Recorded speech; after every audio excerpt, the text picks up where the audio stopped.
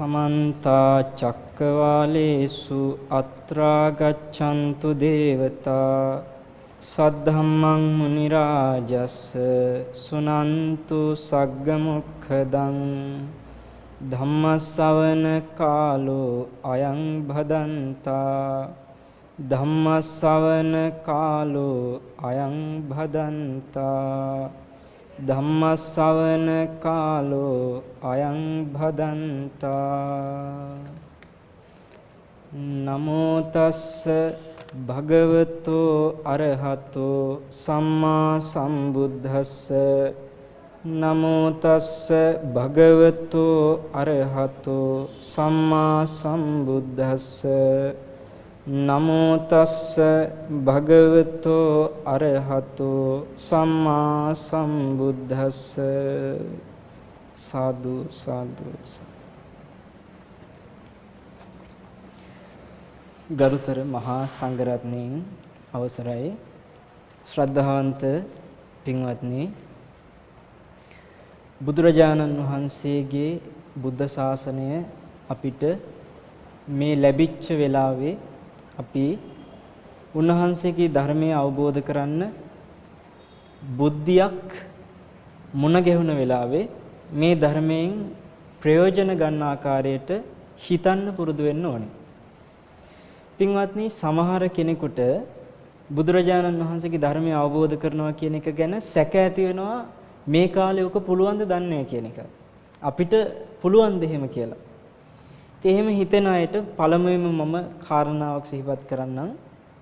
අපිට බුදුරජාණන් වහන්සේ පින්වත්නි මේ ධර්මය අවබෝධ කරන්න බෑ කියලා පෙන්නපු අවස්ථා 8ක් තියෙනවා.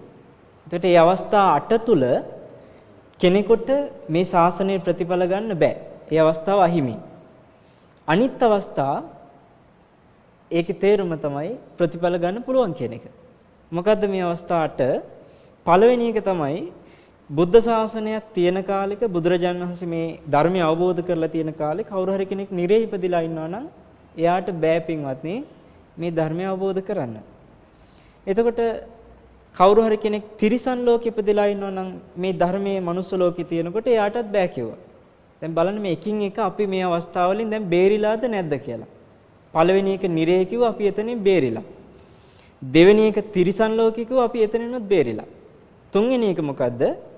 බුදුරජාණන් වහන්සේගේ ධර්මයේ මනුස්ස ලෝකෙ තියෙනවා අපි ඉපදිලා ඉන්න പ്രേත ලෝකෙ. ඒතර ඒත් අවස්ථාව හිමි. දැන් අපි එතනින්වත් බේරිලාද නැද්ද? එතනින්වත් අපි බේරිලා. හතරවෙනි අවස්ථාව තමයි දැන් ඔය කියපු තුනම දුගතිය සම්බන්ධව හතරවෙනි එකේදී කියන්නේ සුගති ලෝකයක්.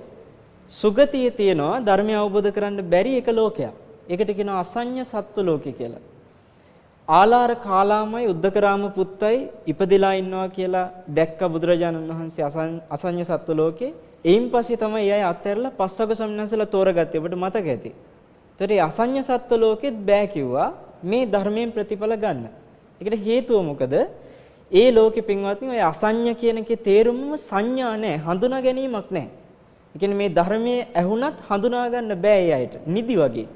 අන්නේ නිසා ඒ ලෝකෙත් බෑ කිව්වා. එතකොට ඔන්න ලෝක 4ක් පෙන්නවා ධර්මය අවබෝධ කරන්න බෑ කියපු. ඊළඟට මේ ශාසනයෙන් ප්‍රතිඵල ගන්න මනුස්ස ලෝකේ ආපු අයට 4 පිරිසකට අවස්ථාව හිමි වෙනවා. ඒ 8 ඉතුරු 4. කවුද මනුස්ස ලෝකේ ඇවිල්ලත් අවස්ථාව හිමි වෙන 4 දෙනා. දැන් අපි ඉන්නවනම් ඉන්නෝනේ මේ 4න් එකක.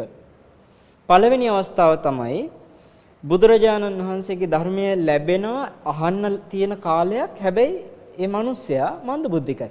ඔබ දැකලා ඇති අර කිසිම වටහා ගැනීමක් කරගන්න බැරි සාමාන්‍ය කන බොන එකක්වත් හරියට වටහා ගන්න බැරි මන්දබුද්ධික පුද්ගලයෝ ඉන්නවා. එතකොට ඒ අය මනුස්ස ලෝකේ ආවත් මේ ධර්මයෙන් ප්‍රතිඵල ගන්න අවස්ථාව හිමි. ඒක තමයි එතකොට පස්වෙනි එක.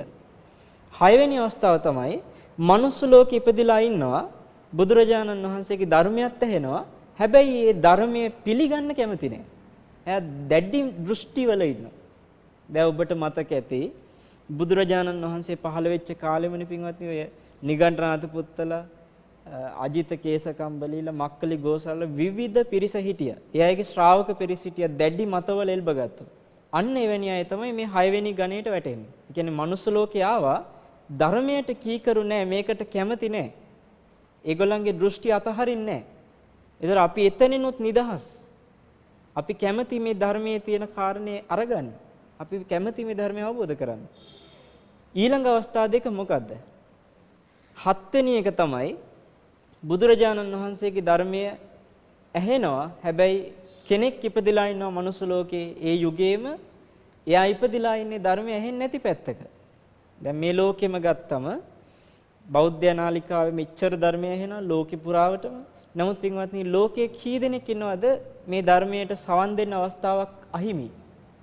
බුද්ධ ශාසනයක් ගැන දන්නෙත් නැති ඕන තරම් පිරිස ඉන්නවා. එතකොට ඒ අය අයිති මේකේ 7 වෙනි ගණයට. අපි එතනිනුත් නිදහස්ද නැද්ද?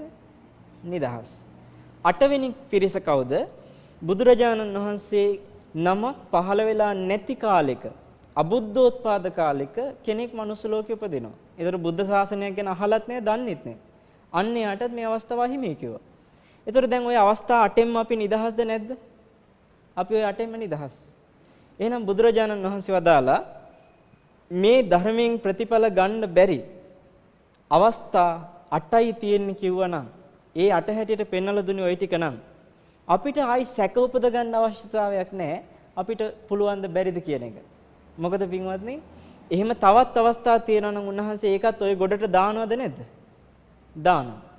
ඒතර ඕක 7ක් කියන්නත් බෑ, 9ක් කියන්නත් බෑ, 8 නම් 8මයි. බුදුරජාණන් වහන්සේට වැරදීමක් සිදු වෙලා නැහැ.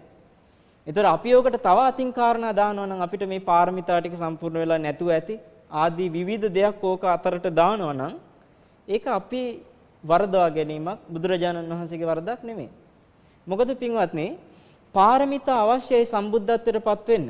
පාරමිතා අවශ්‍යයි මහරහතන් වහන්සේලා හැටියට අග්‍ර ශ්‍රාවකයන් හැටියට බුදුරජාණන් වහන්සේ ළඟ වැඩ ඉන්න පිරිසක් වෙන්න. පාරමිතා අවශ්‍යයි උන්වහන්සේගේ උපස්ථායක ස්වාමීන් වහන්සේ වෙන්න. පාරමිතා අවශ්‍යයි අග්‍ර ශ්‍රාවකයන් වහන්සේලා වෙන්න. පාරමිතා අවශ්‍යයි උන්වහන්සේගේ අම්මා තාත්තා වෙන්න, දරුවෝ වෙන්න, බිරිඳ වෙන්න. හැබැයි අනික් අය හැම දිනාටම පාරමිතා අත්‍යවශ්‍යයි කියලා බුදුරජාණන් වහන්සේ පෙන්නලා නැහැ. මොකද හේතුව පින්වත්නි බුදුරජාණන් වහන්සේ අවබෝධ කළේ චතුරාර්ය සත්‍ය මිසක් වෙන එකක් නෙමෙයි. ඒතර මේ චතුරාර්ය සත්‍ය තුළ තියෙන්නේ මොකද්ද? පළවෙනි ආර්ය සත්‍ය දුක. ඒක ඔබ දන්නවා. ඒතර දෙවෙනි ආර්ය සත්‍ය දුකට හේතුව මොකද්ද කියප එක. තුන්වෙනි ආර්ය සත්‍ය තමයි ওই හේතුව සම්පූර්ණයෙන් නැතිකොල දුක නැති කරන්න පුළුවන් කියප එක. හතරවෙනි ආර්ය සත්‍ය මොකද්ද? ඕක නැති කරන්න තියෙන ක්‍රමය. අන්න එතෙන්ට දැන් මේ බුදුරජාණන්සේ පාරමිතා නෙමෙයි. හතරවෙනි ආර්ය සත්‍ය තුල තිබුණේ මොකද්ද? ආර්ය අෂ්ටාංගික මාර්ගය. එතකොට මේ ආර්ය අෂ්ටාංගික මාර්ගය වඩන්න බුද්ධිමත් ඔබට මේ යුගයේ පුළුවන් ද බැරිද කියන එක ගැන මම සංක්ෂිප්තව මේ දේශනාව තුළදී කියලා දෙන්නම්. ඒතර මේ කාලේ අපිට බුදුරජාණන් වහන්සේගේ මේ චතුරාර්ය සත්‍ය ධර්මය අවබෝධ කරන්න නම් හොඳට කන් ඇහෙන අපිට, හොඳට ඇස් පේන අපිට, මේ කියා දෙන ධර්මයේ තේරුම් ගන්න හැකියාවක් තියෙන අපිට මේක වඩන්නත් පුළුවන් පින්වත්නි. දැන් බලන්න පළවෙනි ආර්ය සත්‍ය දුක්ඛ ආර්ය සත්‍ය කිව්වා. ඒතර බුදුරජාණන් වහන්සේ ওই දුක ගැන විවිධ විදිහට පෙන්නලා උන්වහන්සේ පෙන්වන ඊළඟට සංකිට්ඨේන පංච උපාදානස්කන්ධ දුක්ඛ. මොකද්ද? හකුලවල ගත්තොත් ඔය කියන හැම දුකක්ම ඔක්කොම කාරණා පහකට අයිති. ඒ තමයි රූප උපාදානස්කන්ධය, වේදනා උපාදානස්කන්ධය, සංඥා උපාදානස්කන්ධය, සංකාර උපාදානස්කන්ධය, විඥාන උපාදානස්කන්ධය. මම මේ ටික සරලව ඔබට තේරුම් කරලා දෙනවා පින්වත්නි.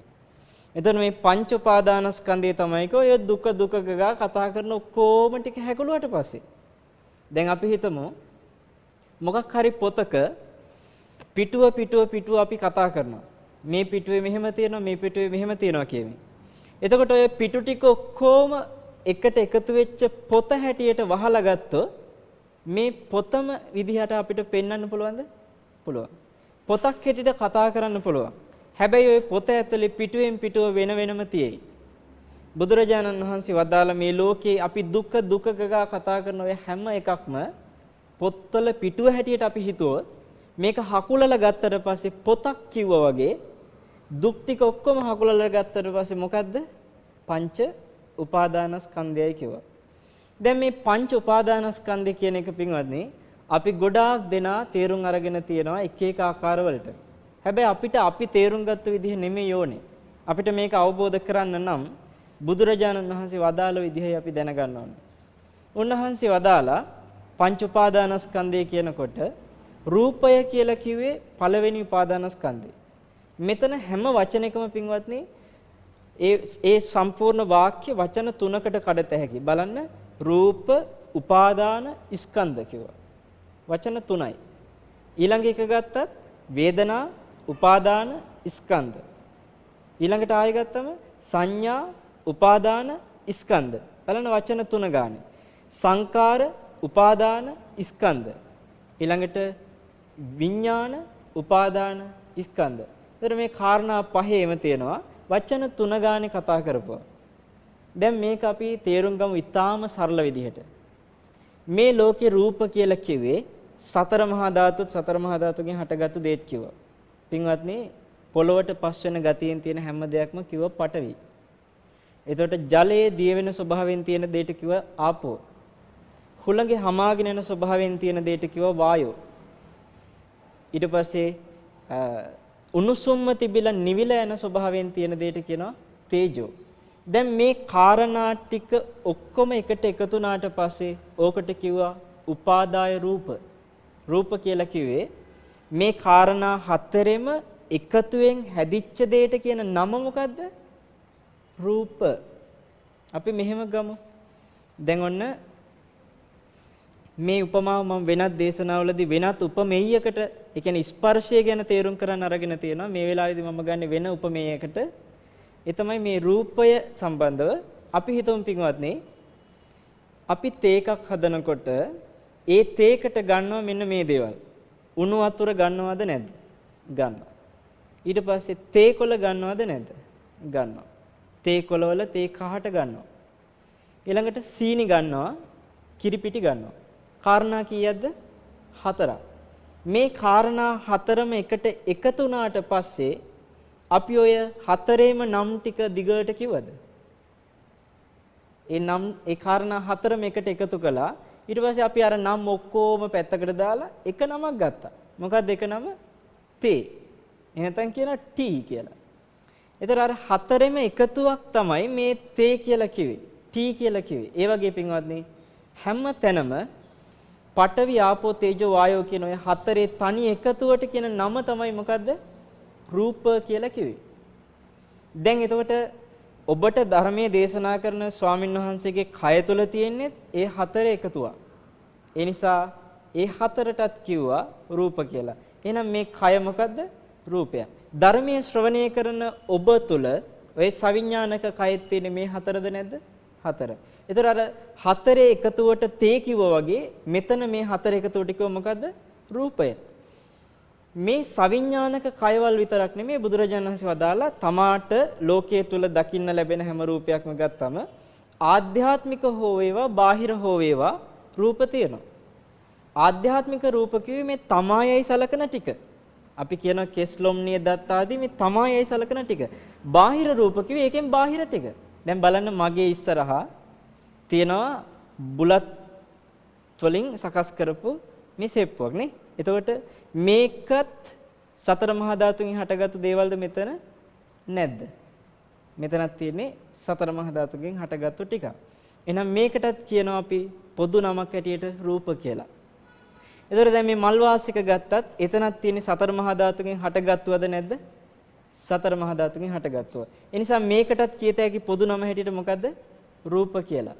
දැන් ඔබ ටිකක් හිතන්න මේ රූප කියන සියල්ල මේ ලෝකේ බාහිර තිබුණට අපි මේ රූප සියල්ලම දැනගන්නේ නාම මාත්‍රයක් තුල ඉඳලා. නාම මාත්‍රය කියලා කිව්වේ මොකද්ද? මේක හරීම සියුම් කරුණක්. හොඳ සිහි කල්පනාවෙන් අහන්න. පුළුවන් නම් S2 පියාගෙන හොඳට අවධානයෙන් අහන්න. මේ කාරණේ ඔබට වටහා ගන්න පුළුවන් වෙයි. පින්වත්නි, අපි හිතමු මේක මේ මන්තානි පුත්ත කියන ස්වාමීන් වහන්සේ සංයුත නිකායේ 3 ආනන්ද කියන සූත්‍රයේදී පෙන්නපු උපමාවක්. ඒ රහතන් වහන්සේ පෙන්නනවා මේ ලෝකේ බාහිර දේ තමාට අරමුණක් හැටියට එන්නේ හරියට කණ්ණාඩියේ පිළිඹුවක් වගේ කියලා. දැන් බලන්න කණ්ණාඩියකට ඉදිරිපස තියෙන දේ පිළිඹු වෙනවද නැද්ද? ඒ ඉදිරිපස්සේ තියෙන දේ පිළිබිඹු වෙනවා. දැන් මේ පිළිබිඹු වෙන දේ අපිට හිතෙනවා අර කණ්ණාඩි ඉස්සරහා තියෙන දේමයි කියලා. ඔබ හිතන්නේ දැන් මේ වටාත්ත කණ්ණාඩියක් ඉස්සරහෙන් තිබ්බොත් කණ්ණාඩියට මේ වටාත්ත පේනවද නැද්ද? පේනවා. ඒතර කණ්ණාඩියට ලැබෙන්නේ මේකේ පිළිබිඹුව. දැන් මේ පිළිබිඹුව කණ්ණාඩියට ලැබෙනකොට අපිට හිතෙන්නේ කණ්ණාඩියේ තියෙන්නේ වටාත්තම කියලාද නැද්ද? කණ්ණාඩියේ තියෙන්නේ වටාත්තම කියලා. නමුත් පින්වත්නි ඇත්ත කතාව කණ්ණාඩියේ තියෙන වටාත්ත නෙමෙයි. මොකද දැන් අපි හිතමු මේ වටාත්ත රුපියල් 300ක්. අර පිළිබිඹු රුපියල් 300කට මිල කරන්න පුළුවන්ද? බෑ. එහෙනම් පේනවා මේකම නෙමෙයි ඒ තියෙන්නේ නේ. මේකම නම් මේකේ වටිනාකම ඒකටත් දෙන්න පුළුවන්ද බැරිද? දෙන්න පුළුවන් වෙන්න ඕනේ. එතකොට කණ්ණාඩියේ තියෙන්නේ මොකද්ද? මේකේ නිකම්ම නිකං ඡායාවක් පිළිබිඹුවක් විතරයි. මේක අල්ලත හැකි හැබැයි අර පිළිබිඹුව අල්ලන්න බෑ. මේක තියාගන්න පුළුවන් හැබැයි අර පිළිබිඹුව තියාගන්න බෑ. බුදුරජාණන් වහන්සේ වදාලා මේ ලෝකේ සියලුම රූප අපිට දකින්න ලැබෙන්නේ ඔන්න ඔය විදිහට බාහිර දේ අරමුණක් හැටියට විතරයි අපිට ලැබෙන්නේ. අපි තුලක් තියෙන කණ්ණාඩිය. ඒ කණ්ණාඩියට තමයි බාහිර රූපයේ පිළිබිඹුව ලැබෙන්නේ. මොකද්ද අපි තුල තියෙන කණ්ණාඩිය? ඒකට කියනවා සිත කියලා. දැන් ඇහින් දකින දේ පිළිබිඹුව වැටෙනවා කොහෙටද? සිතට. ඒතර සිත නැමැති කණ්ණාඩියට ලැබෙන පිළිබිඹුව අපි හිතනවා මේ බාහිර රූපයේ හැටියටම ගන්නවා.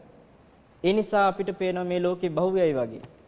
හොඳට බලන්න S2 ඇරලා ඔබ ඉස්සරහා ඔය තියෙන දේවල් ඔක්කොම ඔබට හිතට එන අරමුණු ටිකක් විතරයි. කණ්ණාඩියට ලැබෙන ඡායා ටිකක් වගේ විතරයි.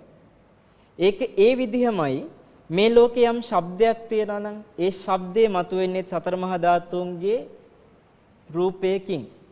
සතර මහා ධාතුන්ගෙන් හටගත් රූපයක් නිසා. දැන් ඔබට පේනවා මේ වටාත්ත. අපි ගමු දැන් මේ වටාත්තේ නිකන් මම මෙහෙම අතින් ඇද්ද ගම සද්දයක් ඇහෙනවද නැද්ද?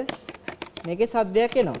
ඒතර මේ ශබ්දය ගත්තම සතර මහා ධාතුන්ගෙන් හටගත්තු වටාත්තක් තුල යම්කිසි ගැටීමක් නිසා උපදිච්ච ශබ්දයක්ද නැද්ද? ශබ්දයක්. හැම තැනම ශබ්දයක් කියලා කියන්නේ අපි දැන් කුරුල්ලෙක්ගේ ශබ්දයක් අහගෙන ඉන්නවා. ඒතර ඒ කුරුල්ලගේ ශබ්දය ඇහෙන්නේ කුරුල්ලා කියලා රූපයක් තිබුණ නිසාද නැද්ද? සතර මහා ධාතුන්ගෙන් හටගත්තු කුරුල්ලා නම් රූපයක් තිබ්බ නිසා ඒ කුරුල්ලගෙන් බිහි වෙන ශබ්දයක් තමයි අපි කියන කුරුළු ශබ්දය. දැන් කරස් කියලා ඔබ කන ක්‍රීම් කැකර්. ඒතර ඒ ක්‍රීම් කැකර් එකක් කනකොට කරස් ගන්න සද්ද එන්නේ ක්‍රීම් කැකර් නම් වූ රූපයක් තිබුණ නිසාද නැද්ද? එවැනි රූපයක් නොතිබුණා නම් කරස් කියලා සද්දයක් තියෙයිද? නෑනේ. පපඩම් කියලා සතර මහා ධාතුන්ගෙන් හටගත්තු රූපයක් නොතිබුණා නම් කරස් කියලා එන සද්දයක් එයිද? නෑ. වීණාව නම් වූ සතර මහා ධාතුන්ගෙන් හටගත්තු රූපයක් තිබුණ නැත්නම් වීණාවෙන් බිහි වෙන හඬක් තියෙයිද? නෑ. එහෙනම් පේනවා මේ ලෝකේ ශබ්දයක් බිහි වෙන්නේ රූපයෙන්ද නැද්ද? රූපයෙන්. ඊට පස්සේ බලන්න නහයට දැනෙන ගඳ සුවඳක් එන්නේ රූපයෙන්ද නැද්ද? අපි ගමු අඹ ගෙඩියක් ඉඹල බලනකොට සුවඳක් එනවා. දැන් අඹ කියලා රූපයක් තිබුණු නිසා තමයි ඒ රූපෙන් අර සුවඳක් ආවේ. එහෙනම් සතර මහා ධාතුන්ගේ එක්තරා ගතියක් තමයි අර සුවඳ කියප එක. ගඳ කියන්නේත් එහෙම දෙයක්. එතකොට රසය කියන්නේත් එහෙමනේ. දැන් අපි හිතමු ඔබ අයිස්ක්‍රීම් එකක් අරගෙන ඒක කනවා. දැන් අයිස්ක්‍රීම් එක කනකොට ඔබට රසයක් දැනෙනවා. ඒ රසය තිබුණේ අයිස්ක්‍රීම් නම් වූ සතර මහා ධාතුන්ගෙන් හටගත් රූපයක් තිබ්බ නිසාද නැද්ද? තිබ්බ නිසා. කයට දැනෙන පහසත් එහෙමයි. දැන් අපි හිතමු මම මේ පුටේ වාඩි වෙලා ඉන්නකොට මට හරි පහසුවක් දැනෙනවා. බොහොම සියුම් පහසක්. ඒක මගේ කයට දැනෙන්නේ. ඒතර මේ පහස කියන දේ බිහි උනේ සතර මහා ධාතුන්ගෙන් හටගත්තු පුටුවක් තිබුණ නිසාද නැද්ද? පුටුවක් තිබුණ නිසා. ඒතර පේනවා පින්වත්නි මේ ඇහැට පේන රූපයත් බාහිර ලෝකේ තියෙන්නේ. කනට ඇහෙන ශබ්ද, ගන්ධ සුවඳ, රස පහස කියන හැමදේම බාහිර ලෝකේ තියෙන්නේ. කණ්ණාඩියට ලැබෙන පිළිබිඹුවක් වගේ දෙයක් පමණක් අපිට ලැබෙනවා. අරමුණක් විතරක්.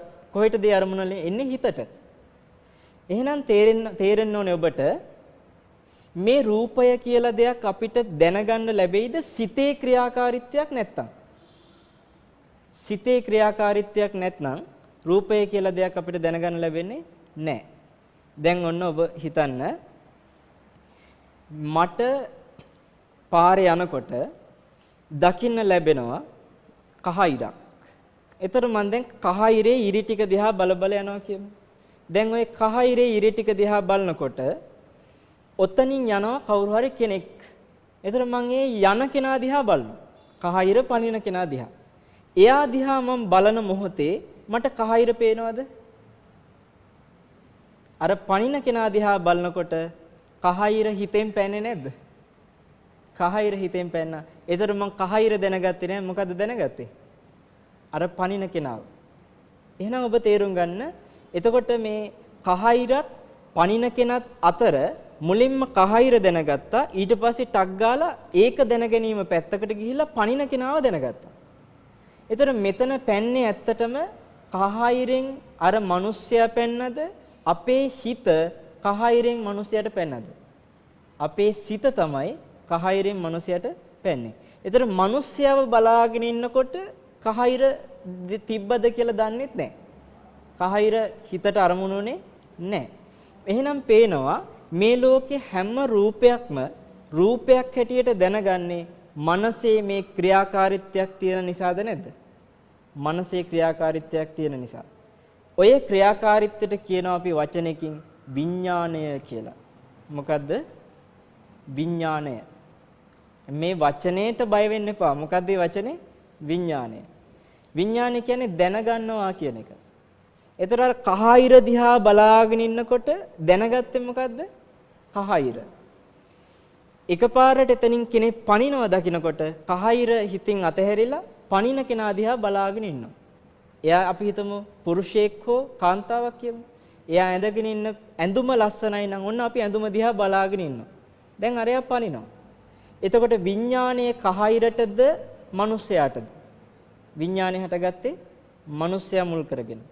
ඔන්න ඔය විඥානය කියන එහෙම නැත්නම් දැනගැනීම කියන දේ පින්වත්නි හැම බලන රූපයක් එක්කම අහන ශබ්දයක් එක්කම දැනගන්න ගඳ සුවඳක් එක්කම දැනෙන රසයක් එක්ක ලැබෙන පහසක් එක්ක හිතෙන අරමුණුත් එක්ක හට ගන්නවද නැද්ද?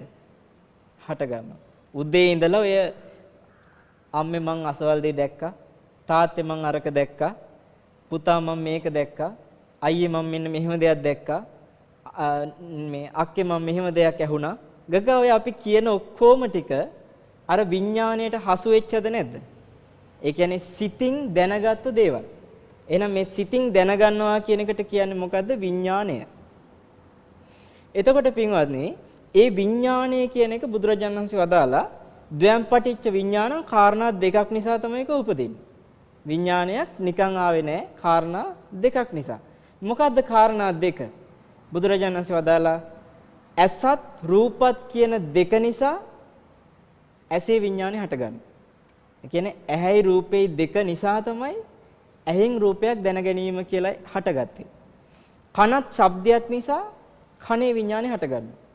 නහයත් ගඳ සුවඳත් නිසා නාසය විඥානය හටගන්නවා. මේ විදිහට මේ විඥාණයට කාරණා එහෙනම් දෙකක් මුල් වෙනවා. දැන් ඔබට මේ වටාත්ත දිහා බලනකොට වටාත්ත කියලා දෙයක් දැනගත්තේ ඇසක් තිබුණ නිසා ක්‍රියාකාරීව. ඇහැට රූපයක් පෙනිච්ච නිසා. ඒ රූපේ දැනගත්තා. ඒකට දැන ගැනීමට කාරණා දෙකක් හේතුණාද නැද්ද? දෙකක් හේතුණා. බුදුරජාණන් වහන්සේ වදාලා ඔය දෙකක් හේතු වෙලා විඥාණය හටගත්තු ගමන් දැනගත්තු ගමන් ඔය තුනටම තනි වචනයක් කියනවා තුනේ එකතුවට. ඒකට කියනවා පස්ස ස්පර්ශය කියලා. මේ ස්පර්ශය නිසා අපි හිතමු මේ ස්පර්ශය කියලා කියන්නේ අම්මා කෙනෙක් නම් ඒ අම්මට නිවුණු 3 දෙනෙක් උපදිනවා. දැන් රූපයක් දැනගත්තු ගමන් එතන තිබ්බ ඇසයි රූපයයි විඥානය. ඔය තුන එකතු වෙච්ච ගමන් ස්පර්ශය තුනේ එකතුවට කියපු තනි වචනේ මොකද්ද? ස්පර්ශය. ඒ අම්මා. ස්පර්ශය හටගත්තු ගමන් බුදුරජාණන් වහන්සේ වදාලා තුනක් එකතු වෙනවා. මොනවද තුන? වේදනා, සංඥා, සංකාර. වේදනා කිව්වේ විඳීමක් එනවා. ඒක එක්ක දුක, එක්ක සැප, එක්ක දුක්ඛ සැප මධ්‍යස්ථ වේදනාව. ඊළඟට සංඥා කියලා කිව්වේ හඳුනා ගැනීමක් එනවා. සංකාර කියලා කිව්වේ චේතනාව. දැන් ඔන්න අපි හිතමු ඔබට කෝල් එකක් එනවා. දැන් මේ දුරකථනයේට කෝල් එක එනකොටම කනට ශබ්දයක් හැටියට ඒක ඇහුණද නැද්ද? ඇහුණා. දැන් දුරකථනයේ නාද වෙන ශබ්දයක් කනත් දෙක නිසා දැන ගැනීමක් හටගත්තා. අර ශබ්දේ දැනගත්තා. ඒකට දැන ගැනීමට කියේ මොකද? විඥානය. ඔය ශබ්දේ දැනගත්තු ගමන් ඒ විඥානය හටගත්තු ගමන් කරුණු තුනම එකතු වුණාද නැද්ද? එකතු වුණා. කනයි ශබ්දයයි විඥානය තුනම එකතු වුණා. අන්න අම්මා. දැන් කරුණු තුන එකතු වුණ ගමන් ඒ ස්පර්ශය නැමැති අම්මා බිහි කරන නියුන් දරුවෝ තුන්දෙනා කවුද? වේදනාවයි, සංඥාවයි, චේතනාවයි. අපි හිතමු නොදන්න අංකයකින් මේ කෝල් එක ආවේ. දැන් ඔබ ෆෝන් එක අරගෙන බැලුවා දන්නේ නැති අංකයක්. ඒතර මේ ඇහැට පෙනිච්ච අර රූපේ නිසා ආපු සංඥාව මොකද්ද? නොදන්න අංකයක් කියන සංඥාවක් ආවා. දැන් ඔබ ආන්සර් කරනවා. ඒතර ඒ කෝල් එක ආන්සර් කරනකොට මේ එහා පැත්තෙන් ඔබට ඇහෙනවා හඬ හා මල්ලි කිව්වා කියමු. දැන් ඔන්න අයියට තමයි කෝල් එක ආවේ. දැන් මේ මල්ලි කියලා කතා කරේ කවුද? අපි හිතමු මාමගේ පුතා. දැන් මාමගේ පුතාගෙන් ආවේ අලුත් අංකකින් කෝල් එක. මාමගේ පුතාව කාලෙකින් මුණ ගැහුනේ නැහැ. කාලෙකින් කතා කරලා තිබුණේ නැහැ. දැන් එයාගෙන් මේ කෝල් එක ආපු ගමන් ආන්සර් කරපු ගමන් අර හඬ ඇහෙනකොට මා මල්ලි කියලා කන තිබුණද නැද්ද? තිබුණා. ඒ ආමල්ලි කියන ශබ්දයට හඬ ඒ ශබ්දයේ හඬ හැටියට එතන තියෙනවා. ඒතකොට ඒ හඬ ශබ්දය හැටියට එතන එකතු වෙනකොට කනත් එක්ක විඥාණයෙන් දැනගත්තද නැද්ද? දැනගත්තා. කරුණු තුනම එකතු වුණාද නැද්ද? එකතු වුණා. දැන් බලන්න මේ කරුණු තුනේ එකතුව නිසා ඔබට එතන එනවා විඳීමක්. අපි හිතමු දැන් මේ කතා කරන අයියා ආමල්ලි කියලා කියපු මාමගේ පුතා ඔබට හරි ප්‍රිය කෙනෙක් කියලා. එයා ඔබ ඇලුම් කරන කෙනෙක් කියලා. ඉතින් එයා ඇලුම් කරන කෙනෙක් නම් ඔබට හටගන්නේ හඬ ඇහෙනවත් එක්කම හටගන්න වේදනාව මොකද්ද? සැප වේදනාව. අපි හිතමු ඔබට අප්‍රිය කෙනෙක්, ඔබ අකමැති කෙනෙක්, දකින්නත් කැමති නැහැ. දැන් මේ හඬ ඇහෙනකොටම එන්නේ මොන වේදනාවක්ද? දුක් වේදනාවක්. අර බලන්න කාරණා තුන එකතු වෙච්ච ගමන් විඳීම නැමැති දරුවා හටගත්තද නැද්ද? හටගත්තා. ඒතර සංඥාවත් හටගත්තා. සංඥාව මොකද්ද? අපි හිතමු එයා අපි කැමති කෙනෙක්. ඔන්න එයාගේ නම ධම්මික කියමු. ඔන්න කියනවා ධම්මික අයියේ කියනවා. ඒතර මල්ලි කියනකොට මේ පැත්තෙන් ධම්මික අයියේ කියනවා. ඒතර අර අහනවා මල්ලි අඳුරගත්තා නේද? එහෙම කියනවද නැද්ද? අඳුරගත්තා නේද කියනවා. දැන් මේ කාලෙකින් මොන ගැහුනේ? ඒතර හඳුනගත්තා කියලා කිව්වේ අඩුතරමේ අර දුරකථනයේ නමක් තිබුණෙත් නැහැ, පේන්න හිටියෙත් නැහැ. කොහොමද අර හඬ ඇහෙනකොටම ධම්මික අයියා කියලා අපි හඳුනාගත්තේ? මීට කලින් ඒ හඬත් එක්ක අපි දීලා තියෙනවා ධම්මික අයියාගේ රූපය මනසට. නේද? ඒ නිසා ඒ හඬ ඇහෙනකොටම අපිට ටක් ගාලා ධම්මික අයියා කියන රූපේ ආවද නැද්ද? මනසට ආවා. ආපු නිසා අපි වචනේ පිට කරා ධම්මික අයියේ කියලා. එතකොට මේ වචනේ කොහොමද පිට වුනේ? දැන් අර නියුණු තුන්දෙනාගේ පළවෙනි කෙනා විඳීමනේ. ධම්මික අයියා අපි හරි කැමති කෙනෙක්. ඒ නිසාවේ සැප විඳීම. ඊට පස්සේ සංඥාව ආව මේ ධම්මික අයියා කියලා. සංඛාර කියලා කියේ තුන්වෙනි එක. තුන්වෙනි දරුවා. කවුද මේ සංඛාර කියන්නේ? සංඛාර කියලා කියේ පින්වත්නි චේතනා. මොනවද? චේතනා. එතකොට මේ චේතනාවේ මොකද්ද සිද්ධ වෙන්නේ? චේතිත්වා කම්මං කරෝති කායන වචය මනසා. චේතනා පහල කරලා කයින් වචනින් මනසින් ක්‍රියා කරනවා. දැන් මෙතන වචනින් ක්‍රියා කරුනේ නැද්ද? ධම්මිකයියේ කියන වචනේ පිටවුනේ නැද්ද? අර සංඥාව නිසා ධම්මිකයියේ කියන වචන ටික පිට වුණා. ඒ වචන පිටකලේ කවුද? සංඛාර කියන තුන්වෙනි පුතා. ඒතර වේදනාව නැමැති පුතයි, සංඥාව නැමැති පුතයි, සංඛාර නැමැති පුතාගේ ක්‍රියාකාරීත්වය නිසා ධම්මිකයිය හඳුනාගෙන කතා කළාද නැද්ද? කතා කළා. දැන් ඔබට තේරෙනවද පින්වත්නි මේ අපි කරන හැම දෙයක් තුළම ඔය කාරණා තුන එනවද නැද්ද? එනවා. අපි හිතමු අපි අකමැති කෙනෙක් නම් කතා කරන්නේ ඒ ශබ්දය ඇහෙනවත් එක්කම ආවේ අපිට දුක. අපි හිතමු ඊට පස්සේ අපිට බනිනවා. දැන් ණයක් අරගෙන තියනවා කියමු. ණය දීලා නැතුව ඒ ණය සඳහා තමයි මේ නොදන්න අංකකින් කතා කරේ. මෙච්චර කාලයක් එයා කතා කරේ එයාගේ අපිට හුරු අංකෙන්. ඒකෙන් ගන්නකොට අපි ඔන්න ආන්සර් කරන්නේ නැතුව හිටියා. ඇයි දන්නවා මෙයා මේ ගන්නෙ මොකටද? ණය ගැන මතක් කරන්න. ඒ නිසා ආන්සර් කරන්නේ නැතුව හිටියා. දැන් අලුත් අංකකින් එයා ගත්තා. ගන්නකොට අපි හිතුවේ නෑ මේ කතා කරන්නේ ණය හිමියා කියලා. අපි ආන්සර් කරා. ආන්සර් කරපු ගමන් දැනගත්තා මේ කවුද? ණය හිමියා. එතකොට එන්නේ මොන වේදනාවද?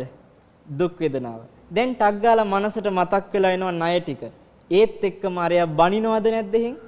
එයා එහෙන් බනිනවා. මෙච්චර කාලයක් දැන් බලන් හිටියා මෙහෙමයි ගන්නකොට නම් කිව්වේ කොහොමද මෙහෙමයි. දැන් බැනගෙන යනවා. ඒතකොට ඒ ටික ඇහෙනකොට දුකක් හට ගන්නවද නැද්ද? අපිට දුකක් හට ගන්නවා හිතේ. දැන් හරි පීඩාවක්. ඒතකොට බලන්න ඔය හැම පීඩාවක් තුළම තිබුණේ අර කාරණා තුනේ එකතුව නිසා ආපු වේදනාවක්ද නැද්ද? කනයි, ශබ්දයයි, ඒ ශබ්දය දැන ගැනීම නම් වූ විඥානයේ තුනේ එකතුවෙන් හටගත්ත දුක් වේදනාවක්. එතකොට අපි මේ ලෝකේ දුකයි ගගා කතා කරන හැම දෙයක්ම ඔය කරුණු තුලට බහා දාන්න පුළුවන්ද බැරිද? ඔය තුන තුලට බස්සන්න පුළුවන්. දැන් අපි හිතමු ඔන්න එක අම්මා කෙනෙක් හරි ආසාවෙන් හමුදාවේ ඉන්න පුතා ගෙදර එනකම් බල හිටියා. මේ කොටි කලබල තීච්ච කාලේ. එතකොට මේ අම්මා පුතා එනකම් බල ඉඳලා දැන් එක පාට පුතා නිවාඩු අරගෙන ගෙදර ආවා. දැන් ආවට පස්සේ අම්මට සතුටුයිද නැද්ද? සතුටුයි. මෙතනත් අම්මට සතුට කියන වේදනාව ඉපදුනේ අම්මගේ ඇසයි පුතාගේ රූපයයි ඒ රූපේ දැනගැනීමයි තුනේ එකතුව නිසාද නැද්ද? ඒ එකතුව නිසා තමයි සැප වේදනාවක් කියලා දෙයක් ඉපදුනේ. ඒතර මේ පුතාව දැක්කට පස්සේ අම්මට හරි සතුටුයි. දැන් අම්මා එදා රෑ හොඳට රෑ කෑම ටික ලෑස්ති කරලා තියෙනවා පුතා සතුටු හිතෙන විදිහට. පුතාට රෑ කෑම ටික කන්න කලින් පුතාගේ යාළුවෝ ටිකක් එනවා යාව එක්කගෙන යන්න. යාළුවෝ ටික ඇවිල්ලා කතා කරනවා අපි යන් ගමනක් කියලා එක්කගෙන ගියා. අම්මා කියනවා පුතේ මම කෑම ලෑස්ති කරනවා ඉක්මනට එන්න. දැන් පුතා ගියා ගෙදරින් බැහැර වෙලා. අම්මා බලාගෙන ඉන්නවා රෑ 7 8 9 10 වුණා පුතා තාම ගෙදර ආවේ නැහැ. 11 12 එක වෙනවා අම්මා ඇහැරගෙන බලන් ඉන්නවා පුතා තාමත් නැහැ. දැන් 12ත් පහු වෙනකොට අම්මට හිතට හරි බයක් එනවා පුතාට කරදරයක්ද දන්නේ නැහැ කියලා. දැන් අම්මා බලාගෙන ඉන්නවා පුතා දැන් එයි ගගා. මොකද වෙන්නේ? එල්ලි වෙනකම්ම අම්මා එතන බලාගෙන ඉඳලා අම්මට දන්නේම නැතුව නිින්දත් ගිහිල්ලා බලනවා පුතා තාම ඇවිල්ලා නැහැ. අම්මා රැට කෑවෙත් නැහැ. කෑම ටික හැමම මේසේ පිළුණු වෙනවා. දැන් අම්මාගේ ඇහැට එන්නේ මොනවද? කඳුළු. දැන් අම්මා මේ හිතින් පීඩාවකින් ලොකු මේ කල්පනා කර දුකක් විඳිනවා. මගේ පුතාට මොකක් වුණාද දන්නේ මොන කරදරයක් වුණාද දන්නේ එකයි හිතා දුක් විඳ මේ අම්මා ගම පුරා ඇවිද හොයනවා පුතා දැක්කද ගගා. කිසි තැනක ආරංචියක් නැහැ. ඊට පස්සේ පින්වත්නි දවසක් දෙකක් යනවා තාමත් කිසිම ආරංචියක් නැහැ. අම්මට දැන් පොලිසියට ගිහිල්ලා එන්ට්‍රියක් දාන්න හිතෙනවා. අම්මා එක කරනවා. මේ මම ඇත්තට සිද්ධ වෙච්ච කතාවක් මේ වටින් පිටින් කියාගෙන ඉන්නේ.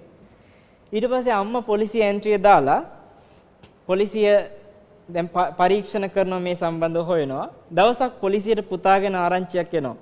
අම්මව එක්කගෙන යනවා පොලිසිය. පුතා හම්බුණා එන්න කියලා. ඊට පස්සේ පින්වත්නි අම්මට දැන් හරි සතුටුයි පුතාව හම්බුණා කියන වචනේ ඇහෙනකොටම. අම්මා ගියා. දැන් සතුටින් යනවා. ඇඳගෙන හිටියේ චීත්තේ උඩින්ම තව රෙද්දක් නිකන් පටලගත්තා. පටලගෙන අම්මා වේගි කලබලෙන් ටක් ගාලා ආවා. පුතා ඉන්නවයි කියපු තැනට අම්මා දැන් ලං වෙනවා. බලනකොට පුතාගේ ඔළුව ලයිට් කණුවක මේ කම්බි කණුවක ගහලා පුතාගේ ඔළුව. ඒතර මේක දැන් අර අම්මාගේ ඇහැට දකින්න ලැබෙනකොට ඒ අම්මා මොන වගේ අවස්ථාවකට මුහුණ දෙයිද? මෙච්චර සොයමින් හිටියේ පුතාගේ ඔළුව විතරක් කම්බි කණුවක තියනවා දකින්නකොට මේ අම්මට සිහි කල්පනා නැති වුණා.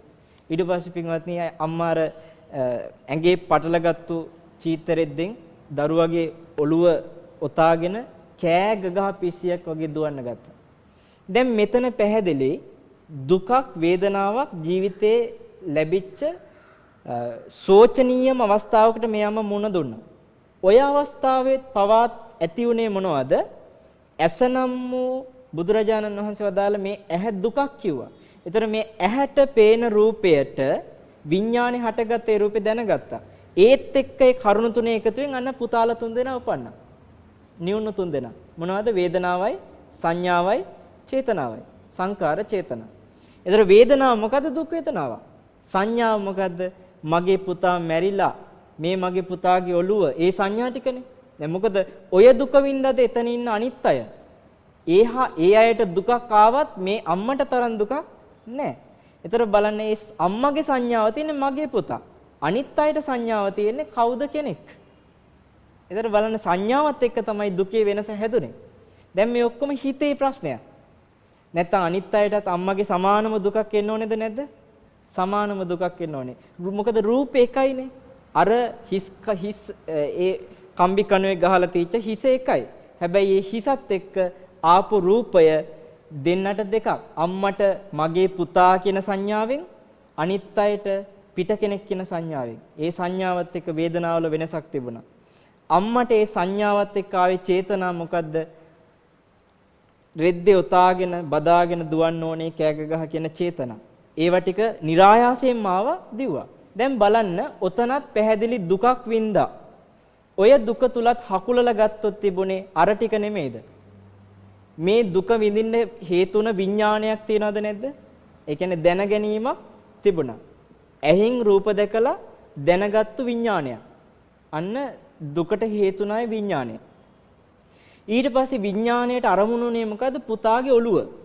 පුතාගේ ඔළුව තමයි ඒ මොහොතේ සතර මහා ධාතුන්ගෙන් හටගත්තු රූපයක් හැටියට දකින්න ලැබුණේ. ඒක තමයි රූපය. ඒ පුතාගේ ඔළුව විඥාණයෙන් දැනගත්තම එතන උපන්න නිවුණු තුන්දෙනා කවුද? වේදනා සංඥා සංකාර. ඒ තුන තමයි මේ මැද්දේ කතා කරේ වේදනාවයි සංඥාවයි සංකාරයයි. දැන් බලන්න ඔතන කරුණු පහ මොනවද? රූප, වේදනා, සංඥා, සංකාර, විඥාන. ඒතර මේ අම්මට ඒ වෙලාවේ දුකක් හටගත්තා කියලා අපි කියනවා. ඇත්තටම එතන ඒ තිබුණේ මේ කාරණා පහද නැද්ද? මෙතන තිබුණේ මේ කාරණා පහ. දැන් අපි හැම තැනම මෙහෙමයි ගගා කතා කරන සියලු දේ තුල තියෙන්නේ මේ කරුණු පහද නැද්ද? මේ කරුණු පහ. එතකොට අපි මේ කරුණු පහ බාහිර ලෝකයේ දේවල් අරමුණු කරගෙන මනසේ හටගත්තු මේ කාරණා පහ අපි දන්නේ නැහැ මේක මොහොතින් මොහොත වෙනස් වෙන එකක් කියලා. දැන් ඔබට මම ටොක් කියන සද්දේ පිට කරා නම් ඒ ශබ්දය නැවත වරක් ඒ විදිහටම ඇහෙයිද? නැවත වරක් මම ඒ ශබ්දය පිට කළොත් ඇහෙන්නේ අර කලින් ශබ්දයේද? නෑනේ. එතකොට ඒ කලින් ශබ්දේ මුල් කරගෙන පින්වත්නි ඔබට හටගත්තු විඥානය ආයි හට ගන්නවද?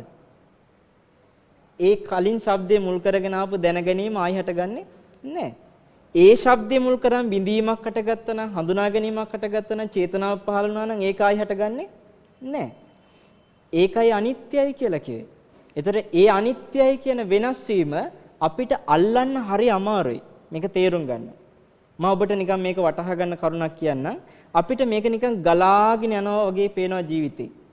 මේ උපාදානස්කන්ධ පහ මොහොතින් මොහොත ඔහොම හටගන්න එක.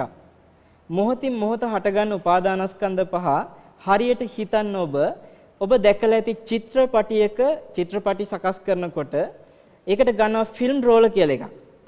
මේ ෆිල්ම් රෝලේ ඔබ දැකලා ඇති රූපරාමු ගොඩාක් පෙළගස්සලා තියෙනවා. රූපරාමු විශාල ප්‍රමාණයක් ෆිල්ම් රෝලේ තියෙනවා කොටු ඔබ දැකලා ඇති. ඒක කොටුවෙන් කොටුව තියෙන නිකන් ෆොටෝස් වගේ එක රාමු. මේ ෆොටෝස් වලින් මොකද්ද කියවෙන්නේ? මෙතන තියෙනවා චිත්‍රපටියක සම්පූර්ණ දර්ශනයක් ගත්තම එක තත්පරයක් චිත්‍රපටියේ සම්පූර්ණ දර්ශනයෙන් එක තත්පරයක් තුල අර ෆිල්ම් රෝලේ කොටු සාමාන්‍යයෙන් අපේ රටේ හැටියට නම් 24ක් 30ක් අතර ගාණක් කතා වෙනවා. දැන් ඇමරිකාවේ වගේ 29 30. ඒ කියන්නේ එක තත්පරයකට ෆොටෝස් 30ක් දුවනවා. ඒ ෆොටෝස් 30 දුවනකොට පේන්නේ තත්පරයක යම් ක්‍රියාකාරීත්වයක් විදිහටයි. තේරුණාද? දැන් මේ වටාත්ත මම තත්පරයකින් මෙහෙම හෙලෙව්වා කියමු. එක තත්පරයකින් මෙහෙම හොලවනකොට අරකේ ෆ්‍රේම්ස් හැටියට ඔක්කොම කොටු කීයක් තියෙනවද තත්පරයට? 30ක් තියෙනවා. ඒ 30 කොහොමද මෙතන ඉඳලා මෙතෙන්ට ගත්තු රූප 30 එකින් එක කොහොම රූපෙන් රූපෙට 30ක් හැදිලා තත්පරයට. එතකොට මේ 30 එකපාර තත්පරයට දුවනකොට මම වටාත්ත මෙහෙම ගන්නව පේනවද නැද්ද? ගන්නව පේනවා. අන්න ඒ විදිහට පින්වත්නි මුළු චිත්‍රපටියම බලාගෙන ඉන්නකොට අපිට පේනවා සම්පූර්ණ ලෝකයක් වගේ කතාවක්. හැබැයි මේ කතාව පසුපස මේක සකස් කරපු අය දන්නවා ෆ්‍රේම් එකෙන් ෆ්‍රේම් එකට ෆොටෝස් ගොඩක එකතුවක් තමයි මේ දිව්වේ කියලා. ඒ දුවපු දිවිල්ල වේගෙට අපිට තේරුනේ නැහැ එකකට එකක් රූපෙන් රූපේ වෙනස් වෙවි ආවා කියලා අපිට පේනුනේ සම්පූර්ණ ලෝකයක් විදිහට. බුදුරජාණන් වහන්සේ වදාලා ඔය මොහොතින් මොහොත හටගන්න අර කියපු උපාදානස්කන්ධ පහ අපි දැන් මේ කතාවට අනුගතත් එක ෆ්‍රේම් එකක් වගේ නම් ඒ උපාදානස්කන්ධ තමයි දිගට දුවන්නේ. ඇහින් රූප බැලුවත් කනින් ශබ්ද ඇහුවත් ඒත් අපිට පේනවා භවයේ ලෝකයක් වගේ. බුදුරජාණන් වහන්සේ අනිත්‍යයි කියලා වදාළේ මෙන්න මේකයි. මේක භාවනාව තුළමයි අවබෝධ කරන්න පුළුවන්. එතකොට මේ හටගන්න රූපවලට, වේදනාවලට, සංඥාවලට, චේතනාවලට, විඥානවලට ඇලීමක් හටගන්නවද නැද්ද? අපි සම්පූර්ණයෙන් මේක මුලා වෙච්ච ලෝකයක් තුල නිසා තනි හැටියට අපිට දකින්න බැරිකම නිසා අපි මේක ලෝකයක් හැටියට ඇලෙනවා, එක්ක ගැටෙනවා. මෙතන මොකද්ද සිද්ධ වෙන්නේ? බුදුරජාණන් වහන්සේ වදාළ උපචයන් ගච්ඡති. මේක සකස් වීමත් එක්ක ආයේ තවත් ඒවාම ලැබීම පිණිස හට ගැනීමක් වෙනවා. ඒ කියන්නේ මේ රූපම නැවත සකස් වෙනවා. ඒ ඇලීමත් එක්ක වේදනා නැවත සකස් වෙනවා. ඒ ඇලීමත් එක්ක සංඥා නැවත සකස් වෙනවා. ඇලීමත් එක්ක සංකාර නැවත සකස් වෙනවා. විඥාන නැවත සකස් වෙනවා. අන්නේ නැවත සකස් වීම සිද්ධ වුණේ ඇලීම නිසා. ඒ නිසා දෙවෙනි ආර්ය සත්‍යදි කිව්වා මේ තණ්හාව දුකට හේතුව කියලා. ඒතර දැන් අර අම්මා දුකක් වින්දා ඒ දුක වින්දේ එයම ඒ සංසාරේ පුරා මේවටම ඇලුම් කරමින් ආවා. දැන් පුතා කියන ස්නේහයක් ඒ අම්මා තුල තියෙනවා. ඒ ස්නේහය තුල අම්මා දන්නේ නැතුණාට යටින් ක්‍රියාත්මක වෙනවා ආයෙත් අම්මට ඔයගෙම දේවල් දකින්න ලැබෙනවා. දිගින් දිගට. ඒතර මේවා දකින්න ආයෙත් අපිට ඇස් උපදිනවා. ආයෙත් කන් උපදිනවා. ආයෙත් නාසයවල්, දිවවල්, කයවල්, මනසවල් උපදිනවද නැද්ද? උපදිනවා. ඒකට තමයි අපි උපදිනවා කියන්නේ. ලබනාත්මේ උපදිනවා කියනවා. ඒතර මේ හැම තැනකම උපදිනවා කියන්නේ ওই රූප වේදනා සංඥා සංකාර විඥාන ටික පහළ වීම. දැන් මේක දකින්න නම් පින්වත්නි බුදුරජාණන් වහන්සේ වදාළා අර හේතුව නැති කළ යුතුයි නැති කරන්න මොකද කරන්න ඕනේ? මේක අවබෝධ කරන්න ඕනේ. කෙනෙකුට පුළුවන් වුණා නම් ওই මොහොතින් මොහොත හටගන්න රූපය දකින්න. වේදනාව සංඥාව සංකාර විඥාන කියන පහ මොහොතින් මොහොත හටගන්න බව අවබෝධ කරන්න පුළුවන් වුණොත් එයාට සාස්සෝහෝති සම්මාදිට්ඨි. එයාට ඉපදුනේ සම්මාදිට්ඨියයි කියනවා. දැන් මට එතකොට මේ වටාත දකින්නකොට මෙතන රූපයක් තියෙනවා, වේදනාවක් හට ගන්නවා, සංඥාවක් හට ගන්නවා, සංකාරයක් හට ගන්නවා, චේතනාවක් හට ගන්නවා කියන එක මට වැටහෙනවා නම් එතන වැටහෙන්නේ සම්මාදිට්ඨියයි. ඒතර ওই සම්මාදිට්ඨිය ආවට පස්සේ පින්වත්නි සම්පූර්ණයෙන් අපි හිතන ක්‍රමේ ඇලෙන ක්‍රමයක්, ගැටෙන ක්‍රමයක් නෙමෙයි, නොඇලෙන නොගැටෙන ක්‍රමයකට හුරු වෙනවා. අන්න එතන සම්මා සංකල්ප වෙනවා. එතකොට මේක වැටහෙනකොට අපේ වචන පිට වෙන්නේ නැහැ බොරුවට, කේලමට, පරුස වචනෙට, හිස් වචනෙට. සම්මා වාචා හැදෙනවා. කයින් මිනි මරන්න හොරකම් කරන පැත්තට යවෙන්නේ නැහැ. මොකද මේ ලෝකේ අර අනිත්‍ය ස්වභාවය වැටහෙනකොට සම්මා දිට්ඨිය වැඩෙනවත් එක මොන සම්මා කම්මන්තෙත් එනවා. ඒතර අකුසල ධාර්මික ජීවිතයකට සම්මා ආජීවය හැදෙලා අකුසලයට හිත වැටෙන්නේ නැහැ, වීරියක් තියෙනවා. දැන් මේ විදිහට නුවණින් සලකනකොට සිහියක් පවතිනවා. සම්මා සතිය කිව්වා. ওই විදිහට අපිට ලෝකේ දිහා දකින්න පුළුවන් නම් සිහිතේ නිකාම කෙලෙස් අඩු වෙමින් හිත සමාධිමත් වෙනවා, සංසිඳෙනවා. ඒකට කිව්වා සම්මා සමාධි කියලා. ඒතර පින්වත්නි මේ ආර්ය අෂ්ටාංගික මාර්ගයේ සම්පූර්ණයෙන් ඒතර වඩනවා කියන එක තියෙන්නේ මේ ඇහෙන් බලන රූපයත් එක්කද නැද්ද? ඇහෙන් බලන රූපයත් එක්කයි. ඒ රූපය ගැන මොන විදිහකින් හරි වෙනස් වෙන බව තේරුම් ගන්න පුළුවන් වුණා නම් ඒකේ ඇත්ත කතාව මේ උපාදානස්කන්ධ වශයෙන් ඔබට තේරුම් ගන්න පුළුවන් වුණා නම් එතකොට ඔබ තුල හැදෙනවා මෙතන අනිත්‍ය වූ ලෝකයකට උපාදානයක් කියලා කියේ බැඳීමක්. අනිත්‍ය වූ ලෝකයකට මම බැඳිලා ඉන්නවා කියලා. ඒ බැඳීම ගලවන්න අපිට නිකම් අවස්ථාව හැදෙනවා අනිත්‍ය බව දකිනකොට. මේක නොදකින තාක්කල් එන්නේ නැහැ. දැන් සමහරු පින්වත්නි ඇලෙන්න එපා, ගැටෙන්න එපා ගා කොච්චර කතා කරත් මේක කරගන්න බෑ. හේතුව මොකද? මේකේ ඇත්ත දැකලා නැති නිසා. ඇත්ත දැක්කට පස්සේ ඇලෙන්න කිව්වත් ඇලෙන්නේ නැහැ. ගැටෙන්න කිව්වත් ගැටෙන්නේ නැහැ. දැන් මේක ගැටුණේ නැහැ කියලා බාහිර ලෝකෙත් එක්ක කිසි ප්‍රශ්නයක් එන්නේ නැහැ. ඇලුනේ නැහැ කියලා බාහිර ලෝකෙත් එක්ක කිසි ප්‍රශ්නයක් එන්නේ නැහැ. බාහිර ලෝකේ බොහොම සමගියෙන් කටයුතු කරන දැන් අපි ගමු. ඔන්න අනාථපිණ්ඩික සිටුතුමා සෝවාන් වෙච්ච කෙනෙක්නේ. ඒතර අනාථපිණ්ඩික සිටුතුමා මේ උපාදානස්කන්ධ පහ තේරුම් අරගෙන අවබෝධ කරලා හිටියද නැද්ද? අවබෝධ කරලා හිටියා. ඒතර එතුමට මේ ලෝකේ සමහර අවස්ථාවල දුකට මුහුණ දෙන්න සිද්ධ වෙච්ච තැන් තියෙනවා. එතුමා ව්‍යාපාර කටයුතු වලින් බිඳුවටම වැටිලා හිටිය කාලයක් තිබ්බා. ඒතර ඒ කටයුතු වලින් බිඳුවට වැටුණා කියලා එතුමාගේ ලෝකේ කම්පාවක් ආවේ නැහැ. මොකද එතුමා අර උපාදානය කියන එක තේරුම් අරගෙන හිටිය මේක දුකට හේතුවක් කියලා එතුමා හැමතිස්සෙම ආර්ය අෂ්ටාංගික මාර්ගෙ වඩමින් හිටියේ. මම මේ කියපු මාර්ගය තුළ එතුමා හිටියා. ඒ වගේ අවස්ථාවල බිම්බිසාර රජතුමා මරණාසන්න මොහොතේ කොච්චර පීඩාවකින් මැරුණත් ඒ පීඩාව යාට මහා බරක් වුණේ නැහැ.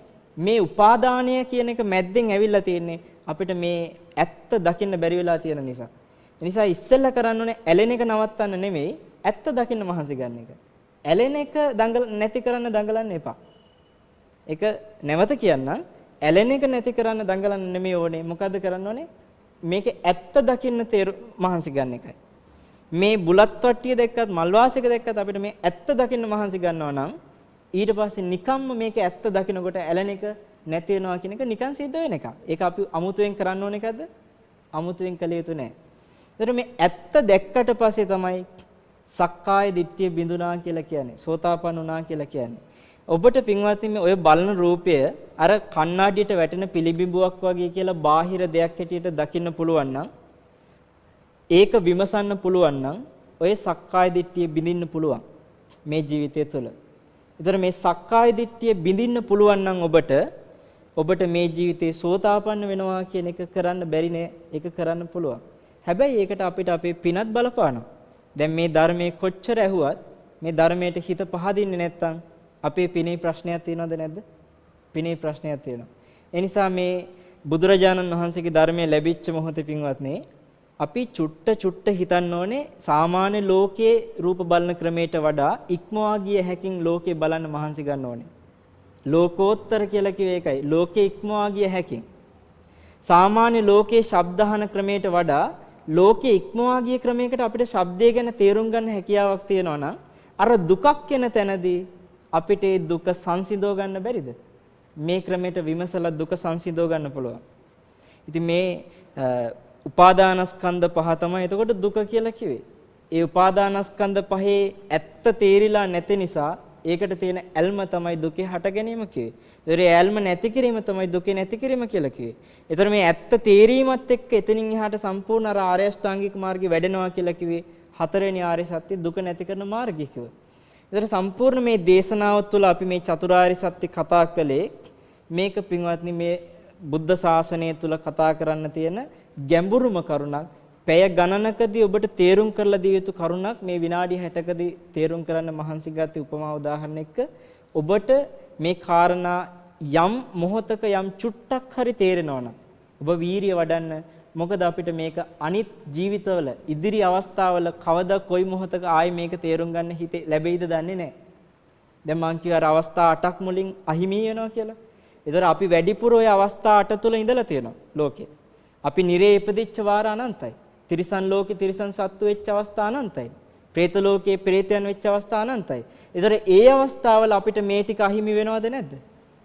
මේක හිතන අවස්ථාව අහිමි වෙනවා. තිරිසන් සතෙක් වුණත් නිරේ ඉපදුණත් මේක හිතන අවස්ථාව අහිමි වෙනවා. ඒ නිසා හැම ගෙවන මොහොතක්ම හැම බලන රූපයක් එක්කම හැම ඇහෙන ශබ්දයක් එක්කම හැම දැනෙන ගඳ සුවඳක් එක්කම හැම දැනෙන රසයක් එක්කම හැම ලැබෙන පහසක් එක්කම අපිට බුද්ධ ශාසනය කරන්න දෙයක් තියෙනවා කියලා හිතන්න. මේ හැම දෙයක් එක්කම ආර්ය අෂ්ටාංගික මාර්ගය වඩන්න පුළුවන් කියලා හිතන්න. ඔබ පින්වත්නි ඔබත් ධර්මයේ දේශනා කරන ස්වාමින්වහන්සේලා හැටියට අපිටත් මේ ආර්ය අෂ්ටාංගික මාර්ගය තුල බුදුරජාණන් වහන්සේගේ ශාසනයෙන් උප්පරිම ප්‍රයෝජනයක් ලබා ගන්න මේ ලැබිච්ච අවස්ථාවෙන් හැකියාව ශක්තිය ධෛර්යය ඒකාන්තයෙන්ම ලැබේවා කියලා ආශිර්වාද කරනවා. සාදු සාදු සාදු.